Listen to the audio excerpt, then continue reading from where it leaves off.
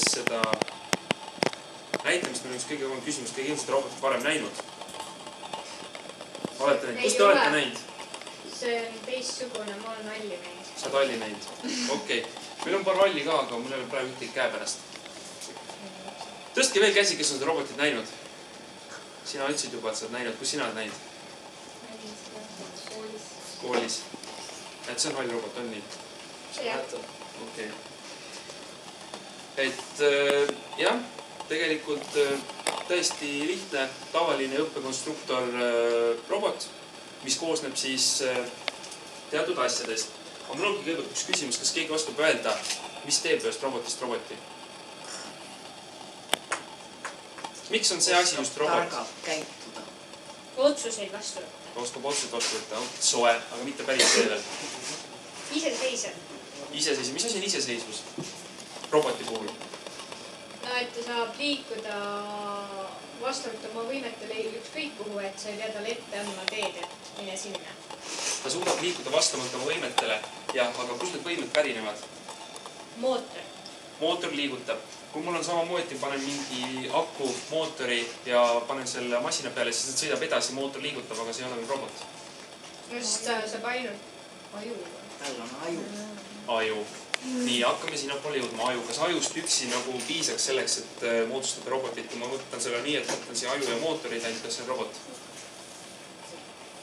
Aju on programmeeritav. Aju on programmeeritav, et sa paned talle käsklusi ette, aga et ta sõidab kindlat teekonda, aga see ei ole veel robot. Tal peab andurid olema. Oh, väga hea, õige vastus. Aplaus mulle. Kõrvadega. Helihanduriga. Robotil on üks helihandur olemas. Millega inimene kombib? Nahaga. Robotil on olemas puutehandur, millega inimene liigub? Jalgadega. Jalgadega. Õige. Robotil on olemas mootorid, et tea, millega inimene mõtleb. Ja, aga robotil on olemas aju on programmeeritav. Et tegelikult see robot ei olegi nii erinev inimesest, ta on lihtsalt veidike teistsugune.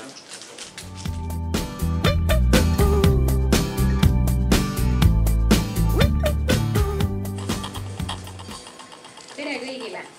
Kohe näete lugu Pirksist, Memmest, Kalevist, Olevist, Sulevist, Tondist ja Metsavahist. Vaadake hoolega. Saabus sügishommik. Ema ajas Pirksi üles ja hakkas kohe temaga pahandama. Millal sa viimati vanaema juures käisid, Sa ei käi seal üldse, absoluutselt. Ja sa ei helista talle üldse ja pole mõtet vist lisada, et sa ei messi ka, absoluutselt. Nii et ei mingit juttu. Täna lähed ja viid memmele uued patareid ära. Pirksil ei jäänudki midagi üle, nii et ta asus oma memme juurde teele. See tee oli käänuline ning tundmatu.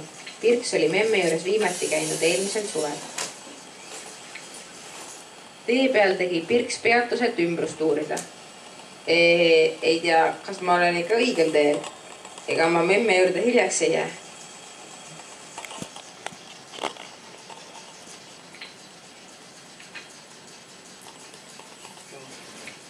Äkki tuleb põõsast välja kuri tont.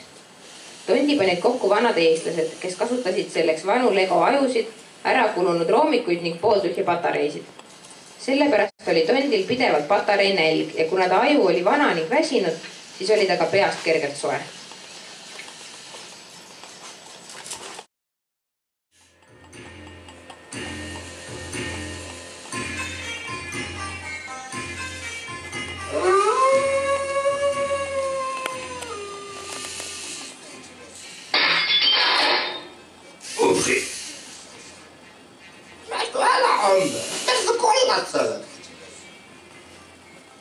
Joo, mem, käi patareid välja.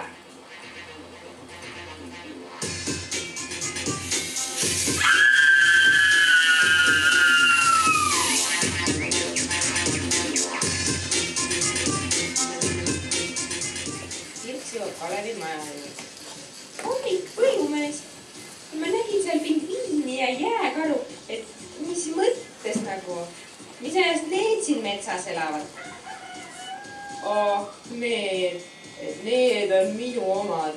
Ma tellisin nad välismaalt. Teate, e-paist või kiiveid. Olen siin. No jaa. Tule välja, tondiroju. Siis on veel kuul.